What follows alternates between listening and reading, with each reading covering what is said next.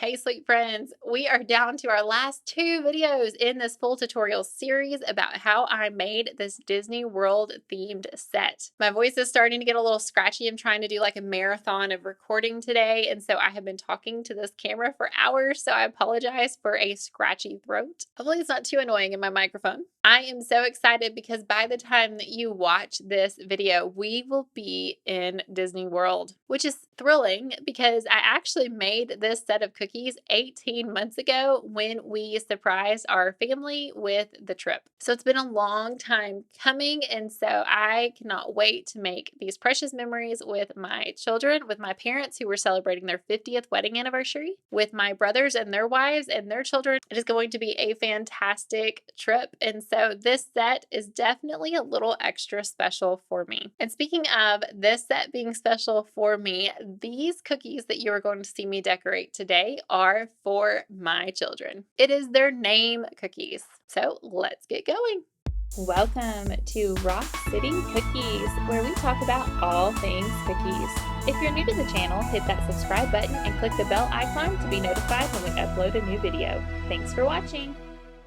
When I'm designing a set, I definitely try to keep in mind that it is a custom cookie order. That is the perk of ordering custom cookies, is that you are able to customize your sets to the client. If you go to big box bakeries, they don't typically do that, or if they do, it's a lot more expensive, whereas we as cookiers tend to customize without charging anything extra. It's just a part of what we do. Well, this set was for my children, as well as my nieces and my nephews and my parents. And so I actually ended up doing 18 different names on these cookies, which is a lot. So I did this design over and over and over again so that I was sure to include every single person's name so that they all had their own special cookie to celebrate that we were going to Disney World. But for the sake of this video, I'm just going to show you the 4 cookies that mean the most to me. And of course, that is because that is the 4 names of my children. So these cookies were for Gideon, Kipling, Isley, and Copeland. And yes, we do have interesting children's names, and I love them. But before we can actually do their names on these cookies, let's talk about how we decorated them. First up is outlining and flooding the cookies. And we are going to do a white base this time. So it's been a little while since we've done a white background. In fact, I think the very first cookie we designed in this series had a white background. And so this is going to be an echo of that design. And if you've been around my page for very long, you know that if there are design elements that I can repeat throughout a set, I'm going to do so because it really makes a set look cohesive. It really just elevates your cookies. When you're going to take that picture, if they can match, if the designs go together, if they look like they are a set, it really elevates your pictures. It elevates that cohesiveness. It elevates that the client feels like that they got a really well thought out design. And that's like number one priority to me whenever I'm designing a set. So with this particular Disney World set, the first way we're going to do that is we're going to do our colors. We're going to have consistent colors throughout the entire set. So I've talked about it, but it's white, yellow, black, and red. And that's going to be repeated over and over and over again. But then also design elements are going to repeat it over and over and over again. For example, the Mickey silhouette, the Mickey Mouse head silhouette is repeated over and over and over again. Here I'm doing it as a pattern on the background of my cookie. So I did this Mickey head pattern already on the very first cookie in this tutorial series. But at that time, my Mickey heads were just a little bit smaller because it was a smaller cookie. So because this was a larger cookie, this plaque sized cookie was larger, I was able to enlarge the Mickey heads just a little bit so that I wasn't having to draw 1,000 Mickey heads on these plaques. Because again, I did at least 18. I can't remember if I did multiple. I think I only did one name per person. So I didn't do 32. I'm pretty sure I just did 18 of these name cookies, but that's a lot of drawing, a lot of drawing the pattern on this cookie over and over and over again with an edible marker. So I definitely wanted to enlarge the pattern so that I wasn't having to draw a million Mickey heads, but you can definitely size it however you want to match whatever size cookie that you're doing it on. And again, I found this graphic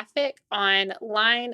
I always just Google search whatever I'm looking for. So I Googled Mickey pattern, Mickey wallpaper, Mickey background. I'm pretty sure I may have done Mickey head or Mickey head outline, something along those lines. So don't be afraid to just kind of switch up your Google search and to try to find what you're looking for. I just went with a patterned background and I projected that onto my cookie. Then with an edible marker, I just outlined all of those little Mickey heads, and then I had a really cute background without having to use an airbrush. Now, I don't ever wait. I don't put any drying time between when I do my marker work and then if I go back and do icing on top of it, I just go ahead and do it right away. Now, you do need the marker to dry before you bag it up, before you bag up your cookies, before you heat seal them or whatever you're doing to keep your cookies safe and fresh. But as far as the next step, as far as moving on and doing your additional icing work with the marker work, I work right away. I don't wait for it to dry. So because I'm doing a black and white background, I either needed to do my writing in red or my writing in yellow for their names. Well, I didn't think yellow stood out enough, but I really thought that red looked excellent here. So I'm going to go ahead and do all of their names with red icing, thick red icing. Now, I am using the font Nixie 1, Nixie, and then the number 1, ONE, for all of their names. I use this font quite a bit. I got it on default.com, so you're more than welcome to go there and download it for free. And I use the app Fonto, Phonto, to make all of my graphics for my writing. It's really simple to use and you're able to size up and down your font. And anyway, I just really like it. And so I use the app Fonto to be able to create a graphic that has my writing on it. And then I just project that onto my cookies. And as you can see, I just kind of moved down the graphic where my cookies were, and I was able to crank out their names pretty quickly. So that's a really quick and easy way to customize your sets with the client's name just by simply doing a plaque cookie with their name on top. Just in case somebody asks, my son at the time was 4 and he was really into knowing his letter. His name started with G. It started with the letter G. And so he was very familiar with what a lowercase g looked like. Well, with this font, the G looks funny. And so that is why you see me not do the G that I had projected. And I actually just free-handed the regular looking G just so that he for sure knew that that was his cookie, because I knew he was going to be looking for his name on his cookie. And I knew that he would not know what that fancy looking G was. And so that is why I ignored that G and I just wrote a special G for him, because I wanted him to be able to spot which one was his name, his cookie. All right, and that is it for our name cookie. Next up is our very last video in this series. If you have hung out with me for this long, I appreciate you so much. I hope that this series has been helpful, and I will see you in our very last video, which is the yellow star. Probably the easiest cookie in our entire series. All right, see you in the next one. Bye-bye.